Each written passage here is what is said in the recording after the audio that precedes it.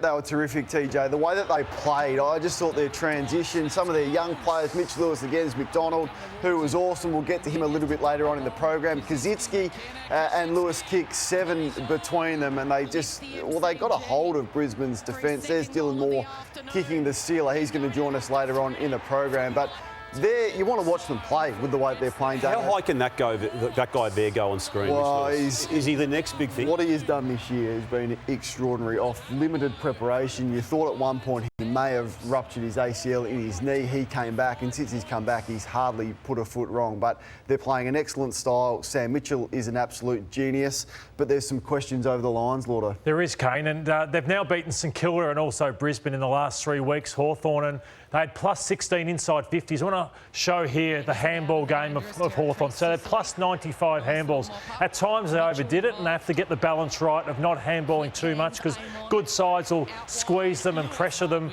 and hurt them like Port Adelaide did last week. But this is really hard to play against. So you see the handball happy Hawks. Even them, I don't think they're training for it, but it's just evolving into this handball. But once they get out like they did against Brisbane yesterday, Brisbane had no answers. Guys like Harris Andrews and Jackson Payne couldn't lay off and get aerial ball like they like to do in the intercept. So once you get to this position, Newcombe hits up Lewis on a hard lead. So this was brilliant, brilliant footy. What it does then is also forces you as Brisbane to go, we don't want to play this game, this fast-paced game. So what do? So Brisbane resorted to this. So they said, we don't want to get caught in this fast-paced handball game, so let's start chipping the ball around. But they went nowhere. So in the end, they just lost their game. They didn't know how to play against this Hawthorn system and went nowhere. And Joe Daniher had a poor game. Gunston didn't look like getting near it, because this was just how slow they went with the ball. And how long did they keep that up for? This was the whole second half, to a point where Neil goes, I'm going to try something like this. Daniher didn't compete well enough. This is when the game turned. They're still in front, but what's the panic that set in with the way Hawthorn were playing, where Gardner tries something silly like that and they give away a cheap goal? But this is Lachie Neale after the game on 3AW, talking through their issues through this game of footy.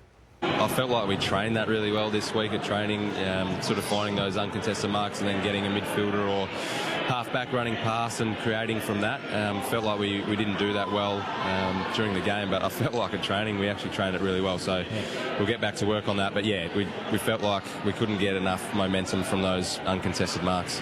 One thing to train it, but then another thing to execute it, and that's what Hawthorn are spooking a few teams in the competition at the moment. They need the top 2 spot, Brisbane, I think, if they want to win the grand final. I picked them at the start of the year, but they need that top 2 spot. Now they're 3 games behind Port Adelaide.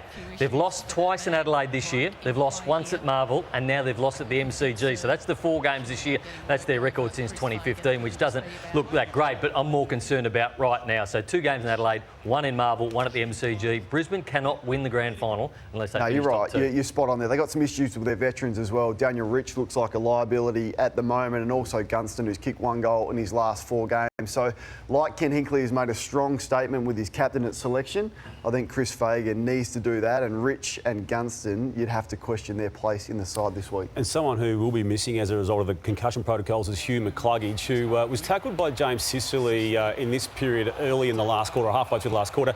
Look, I don't know about you guys. I had to watch this half a dozen times to work out what actually happened here. And it's a situation where McCluggage was concussed, and that was confirmed by Chris Fagan post-match. You can see Sicily making the tackle, moving him around and head hitting the ground, and then there's an after motion there, which I don't think Sicily had any awareness of. But I'd be surprised if it doesn't end up in a week, only because of what Dan Butler got with the Nick Blakey situation. So how's it graded, Damo? How would you grade it? I just reckon there's enough. The concussion outcome, Brownie, is enough to send it to the tribunal. But it might actually do the competition a favour to send it to the tribunal, to take it on for the Hawthorn and actually get it removed from the records as a result of the tribunal hearing. Because I think that one's as grey, if not more grey, than what Dan Butler was on. I reckon he's really unlucky, because he may get a week, but they're talking about pulling the player on top of you. Can we have a look at it again? And you see here, TJ, he actually pulls McCluggage on top of him. So that's what they're saying to do, pull the player on top of you, which he does in that sense, but then he's actually just fallen back and hit his head. So he probably will get a week,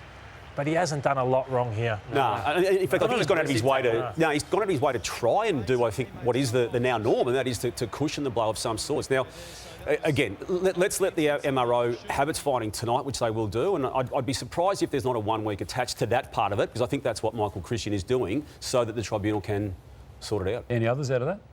Well, we just had a look. I mean, Tom Jonas, as we saw, TJ, a couple of weeks ago, he was given a free kick for this particular tackle in this game against Tom McDonald. And again, that resulted in an MRO assessment of 1 week, and they didn't even bother challenging it. It's just that the confusion, which I think you're going to touch on, Kane, to some point down the track of this first segment, is at play, that the umpire's feeling that's a free kick, as the Sicily was on McCluggage yesterday, a free kick.